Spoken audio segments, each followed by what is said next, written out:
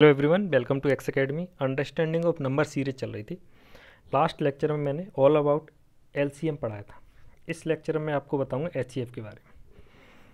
अगर हमारा प्रयास आपको अच्छा लग रहा है तो कृपया सब्सक्राइब करें चैनल को, जिससे हमें मोटिवेशन मिलेगा और आपके लिए और भी यूज़फुल वीडियो आएंगे। और टेलीग्राम ग्रुप पे हमें ज़रूर फॉलो करें। एक्स अकेड सर्च करेंगे आप टेलीग्राम पे तो हमारी लिंक मिल जाएगी, ये लोगो देख लेना और हमें फॉलो करें। वहाँ पे मैं सारी पीडीएफ वगैरह अपलोड कर रहा हूँ और हमसे कनेक्ट रहने के लिए please follow. HCF stands for highest common factor. Highest common factor Hindi में लिख दूँ महत्तम समापवर्ती वर्ती, है ना। हिंदी में बोलते हैं एचसीएफ, इंग्लिश में HCF is the largest number that can divide all given numbers. जैसे एलसीएम का अपन ने पढ़ा था कि वो लोएस्ट नंबर होती है जिसमें सबका भाग चला जाता है जो भी दी हुई नंबर है। एचसीएफ सबसे बड़ी वो संख्या होती है that can divide all the given number. जो भी हमें नंबर्स का सेट दिया हुआ है 1, 2, 3 और इन तीनों में इस एचसीएफ का भाग चला जाता है ना। जैसे कि मैंने बोला 3 और 6 का एचसीएफ क्या होगा, है ना। तो 3 और 6 का एचसीएफ होगा 3। ये सबसे बड़ी वो संख्या है जिसका भाग इसमें भी चला जाएगा, इसमें भी चला जाएगा। तो 3 can be divided by 3, 6 can be divided by 3, है ना। एक एग्जांपल दिया हुआ है यहाँ पे 5, 15 और 25। इसका एचसीएफ क्या होगा, है ना। तो ये प्रोसेस है, इस प्रोसेस को फॉलो करेंगे 3 स्टेप। जैसे पहले था, ये चेंज हुई है खाली, बाकी दोनों सेम है।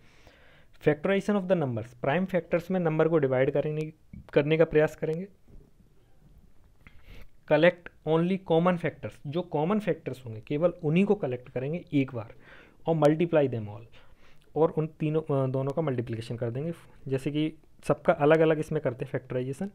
तो 5 का फैक्टराइजेशन होगा 1, ये 5। अब 15 का करेंगे, 5 से डिवाइड करेंगे, है ना। और 25 का फैक्टराइजेशन हो जाएगा, है ना। अब इसमें जो कॉमन वाली संख्या है इसका हो गया 5 इंटू 2, 5 इंटू 1 सॉरी, इसका होगा 5 इंटू 3, इसका होगा 5 इंटू 5, है ना। तो ये कॉमन है तीनों में कॉमन होनी चाहिए, है ना। अगर नहीं होगी तो अपन 1 मानते हैं, क्योंकि 1 तो सबका फैक्टर रहता है। तो ये इसकी कॉमन 5 ही है केवल, तो इसका एचसीएफ हो जाएगा एज आई सेड बिफोर कि अब 5 जो एचसीएफ है इसका भाग इसमें भी चला जाएगा, इसमें भी चला जाएगा, इसमें भी चला जाएगा। ये एचसीएफ का मतलब होता है। सेम फ्रैक्शन का अगर अपन एचसीएफ निकालेंगे तो HCF of numerator LCM of denominator होता है। इसका आप कैलकुलेट करके देखिए, मैं करवाता हूँ थोड़ी देर में। एचसीएफ अगर अपन एलसीएम ढूंढते हैं फ्रैक्शन का, है ना, तो अपन एलसीएम ऊपर रखते हैं और एचसीएफ नीचे रखते हैं, है ना। न्यूमरेटर तो रहता ही ऊपर और डिनोमिनेटर नीचे रहता है ना। तो एलसीएम जब कैलकुलेट करना है तो ऊपर एलसीएम लेंगे, एचसीएफ जब फ्रैक्शन का कैलकुलेट करना है तो एचसीएफ ऊपर लेंगे, एलसीएम नीचे। ऐसे याद रख सकते हो आप दोनों को कंपेयर करके। एचसीएफ ऑफ फ्रैक्शन, इन दोनों फ्रैक्शन का एचसीएफ निकालना है तो इन दोनों का एचसीएफ और इन दोनों का एलसीएम, ये अपन को कैलकुलेट करना पड़ेगा। तो इन दोनों का एचसीएफ कितना आएगा 3 का फैक्टराइजेशन हो जाएगा 3 इंटू 1, 7 का हो जाएगा 7 इंटू 1, केवल 1 कॉमन आएगी। तो प्राइम नंबर्स का वैसे ही फैक्टराइजेशन 1 ही आता है, वो एचसीएफ 1 ही आता है। तो इसका आ जाएगा 1 एचसीएफ दोनों का, और इनका एलसीएम निकालना है तो एलसीएम निकालने का बताया ही था,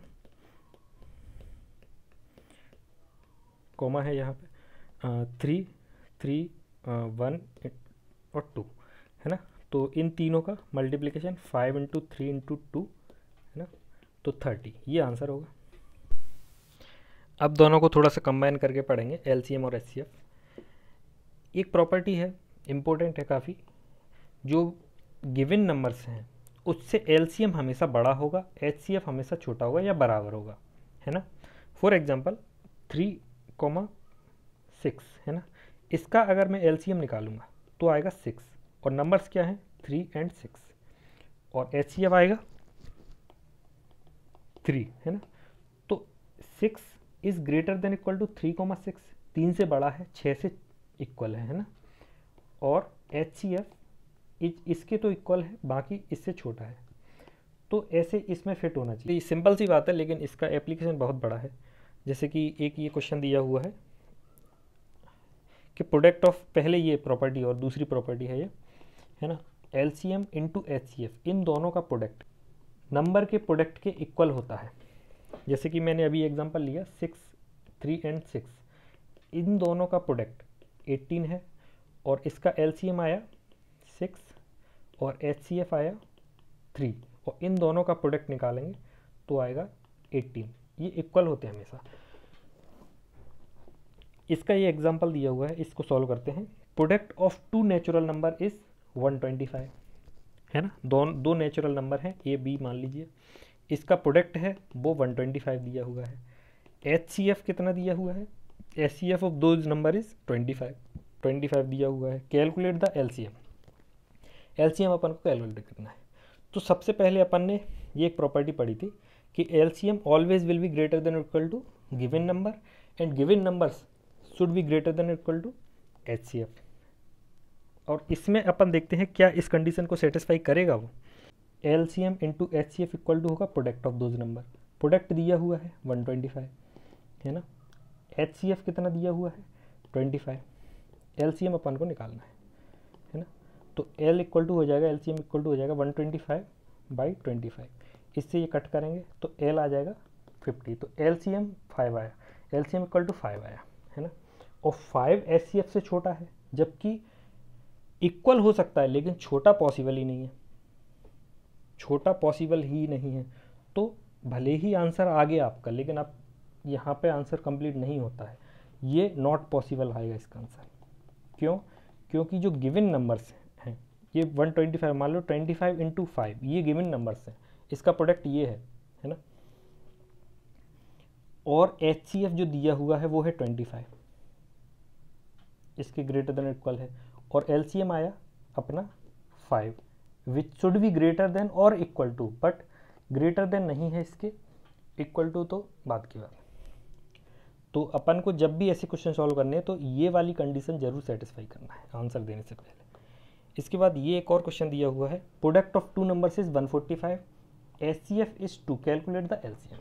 तो HCF into LCM equal to होता है प्रोडक्ट ऑफ नंबर्स 145, HCF 1 दिया हुआ है 145, तो LCM आ जाएगा 145।